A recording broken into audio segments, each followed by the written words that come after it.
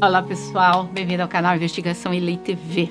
Se você é novo aqui, inscreva-se no canal, ative o sininho para receber notificações, nos siga nas redes sociais. Meu nome é Sandra Di, sou advogada e ativista contra o tráfico humano nos Estados Unidos, toda terça e sexta, trazendo casos solucionados, casos sem solução e também de desaparecimentos misteriosos. Esse caso é um caso da Itália, o nosso segundo caso italiano.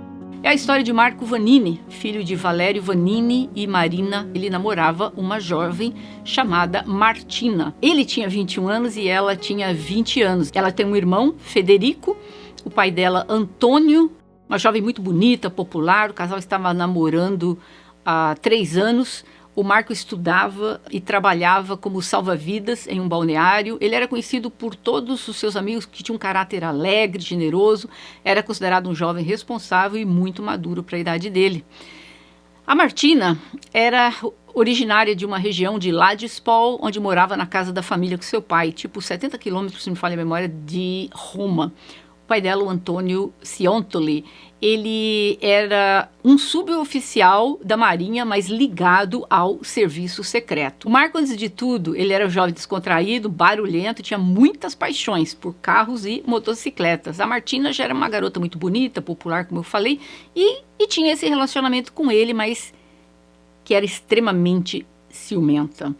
Eles vieram de origens diferentes e ainda assim eles se conheceram, se apaixonaram profundamente. Eles acabaram, as famílias se envolvendo, virou ali tudo como uma grande família, viviam cordialmente.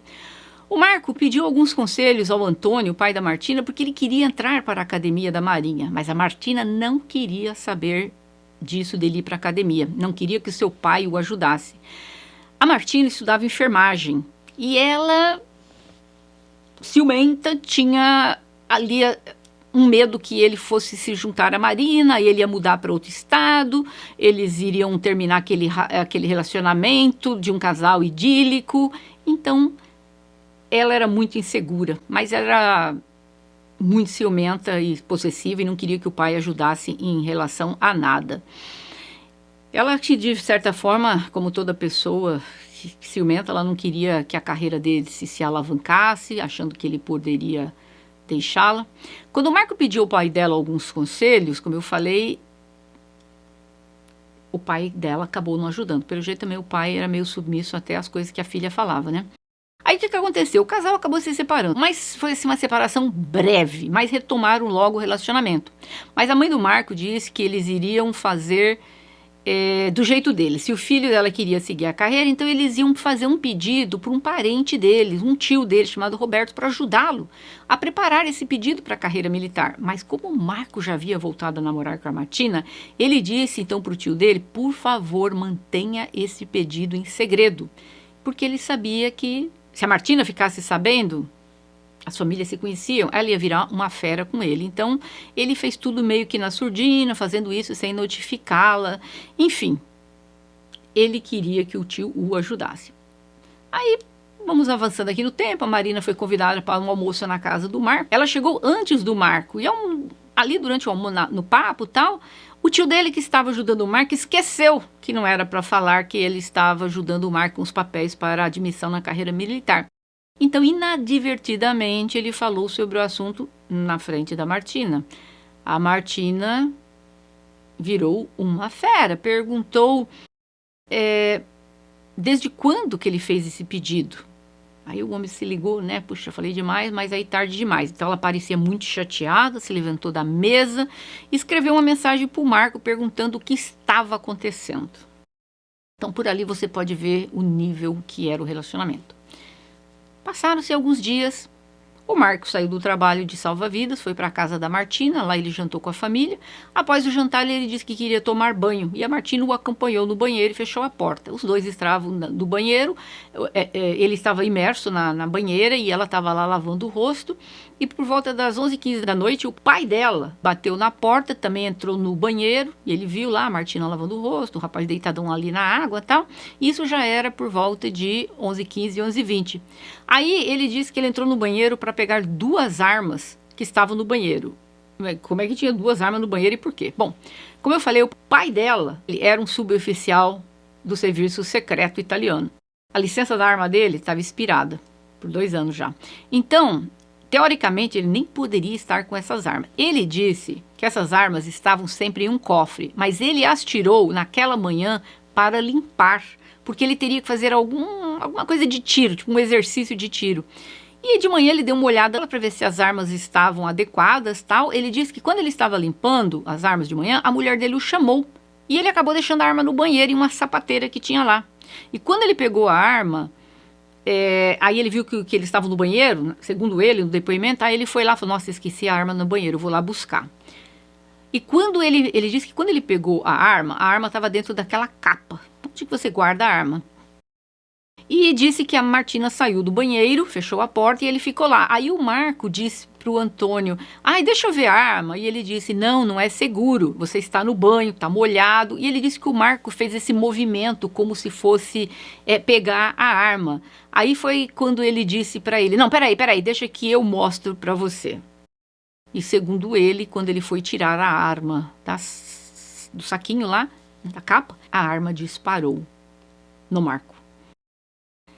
Aí, muitas incongruências nesse caso. No julgamento, ele disse isso, que ele queria, que ele foi mostrar a arma, que ele colocou a mão direita dentro dessa bolsa para pegar, e que no movimento, quando ele estava pegando a arma acidentalmente, disparou, porque ele sem querer apertou o gatilho.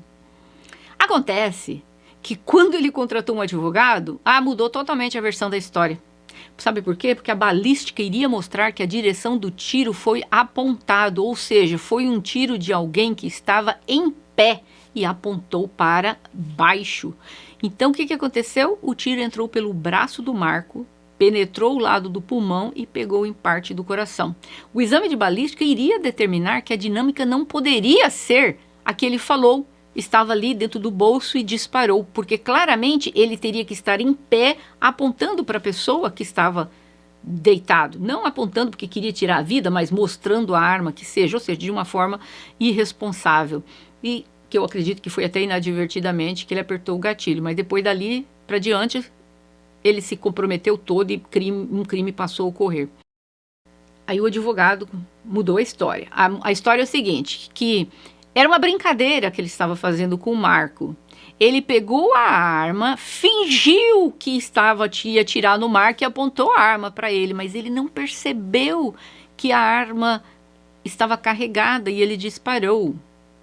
Gente, em primeiro lugar, esse homem esteve polindo a arma dele de manhã. Como é que ele não sabia que estava carregada? E outra coisa, por que ele mudou a versão? Agora vamos lá. O crime que aconteceu dentro dessa história.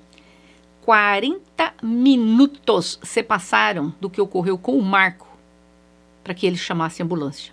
Primeiro, o irmão dela, da Martina, o Federico Stiantoli, ele telefonou para a polícia, mas isso porque a namorada dele, a Viola, insistiu muito para ele ligar. Agora, coisa estranha, em momento algum, ele falou para o serviço de emergência que era um tiro. Ele disse que o Marco se acidentou no banheiro e nisso ele passa o telefone para a mãe dele. E a mãe dele disse, não é nada não, foi um acidente aqui no banheiro, se a gente precisar de alguma coisa nós ligamos de volta. Ou seja, o serviço de emergência entendeu que foi uma queda e que não precisava de ambulância. Passaram-se muitos minutos, então o pai da Martina ligou para a polícia e ele disse que o Marco se machucou na banheira, que ele caiu no banheiro em cima de um pente. Isso mesmo, gente. Ele caiu em cima de um pente, o pente perfurou o braço dele, mas a operadora do serviço de emergência pôde ouvir o Marco gemendo e pedindo socorro de fundo. No fundo, na gravação se ouve o Marco dizendo, Martina, basta, basta, basta, e ela responde, sim, basta. Mas logo em seguida, ele diz para ela, Martina, me perdoe, me perdoe. Agora, por que ele estava dizendo para Martina, basta, basta, e ela, sim, basta? O que ela estaria fazendo naquele momento que ele já estava ferido? E por que ele estaria pedindo para ela, me perdoe, se foi o pai dela que acidentalmente atirou nele e ele está falando, me perdoe? Muito estranho.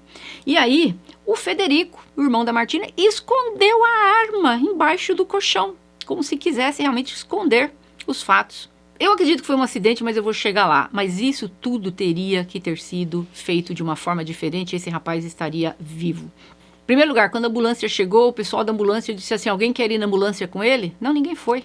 Ninguém teve a coragem de acompanhar o menino na ambulância e foi lá.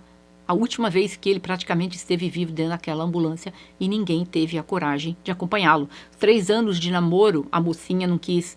O pai dela e a mãe, que tem uma consideração como se fosse um filho, ninguém quis.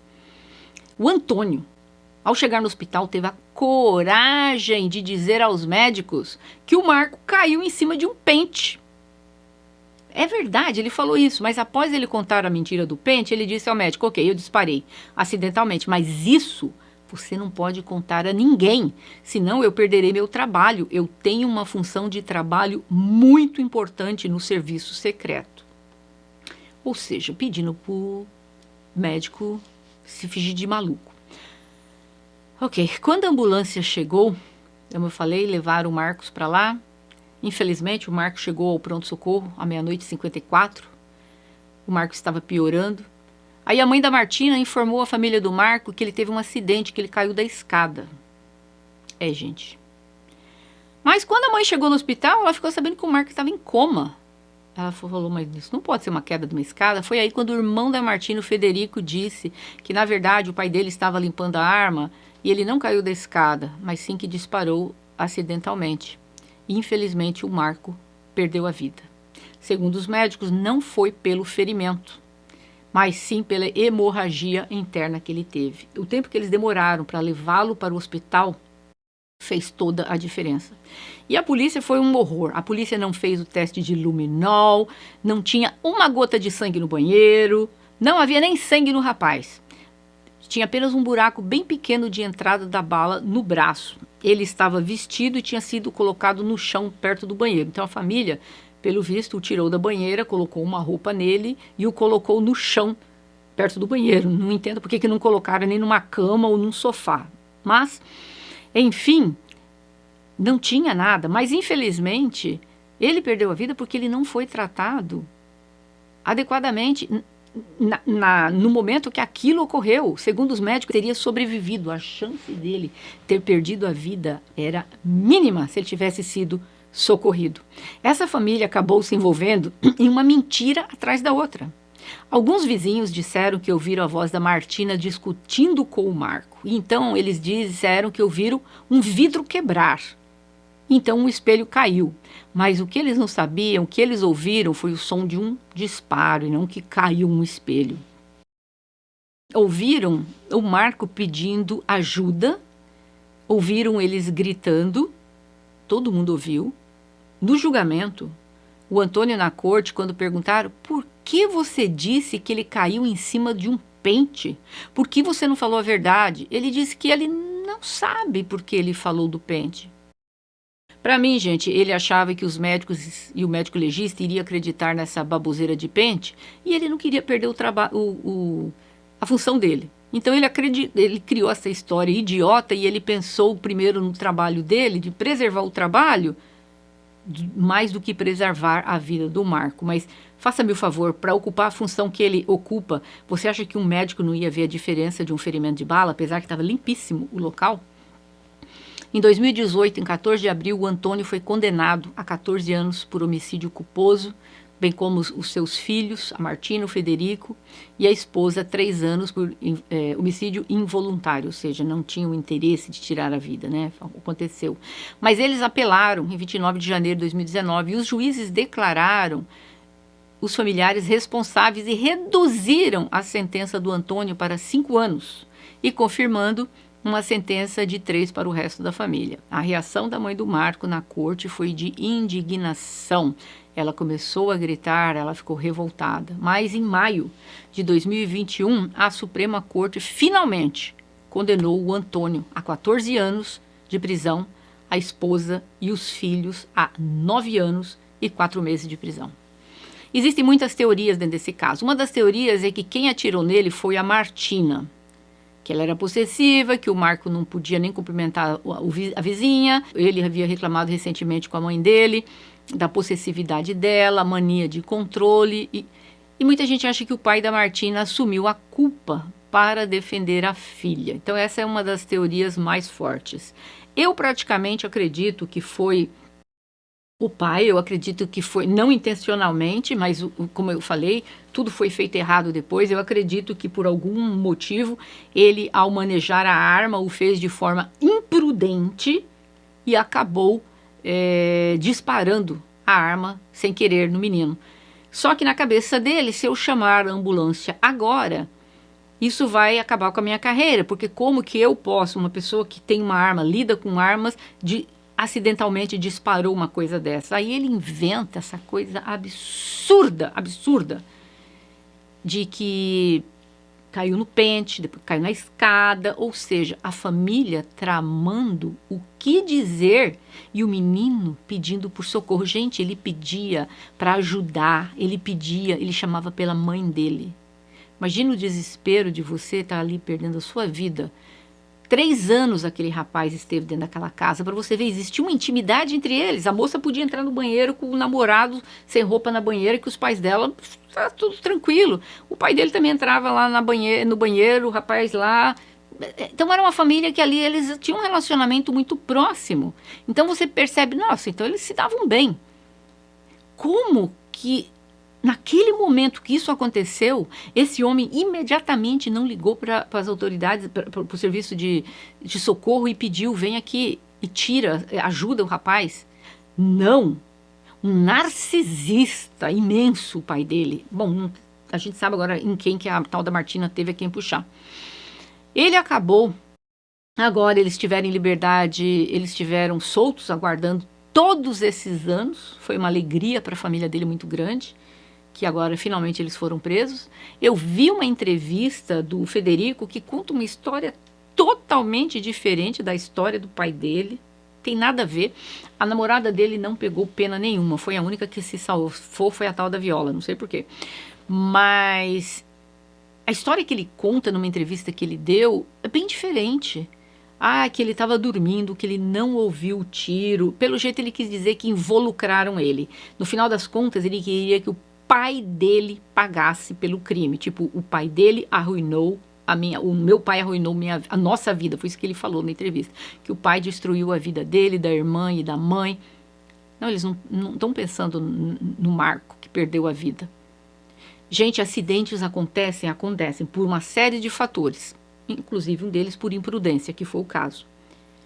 Mas não socorrer o rapaz, ficar arquitetando uma mentira para depois socorrer, eu achei a pena pouca, para ser bem honesta. Eu acho que ele deveria pegar uns 25 anos e o restante da família pelo menos uns 15 anos.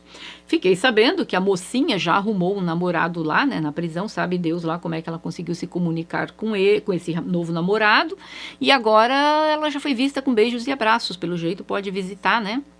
Então esse rapaz agora quando vai visitá-la, estão lá eles de beijos e abraços. É a história de hoje. Eu gostaria de ouvir de vocês. É uma história curta, mas eu achei muito importante trazer aqui para a gente ver a que grau que as pessoas chegam quando elas preservam mais os bens materiais do que a vida dos outros.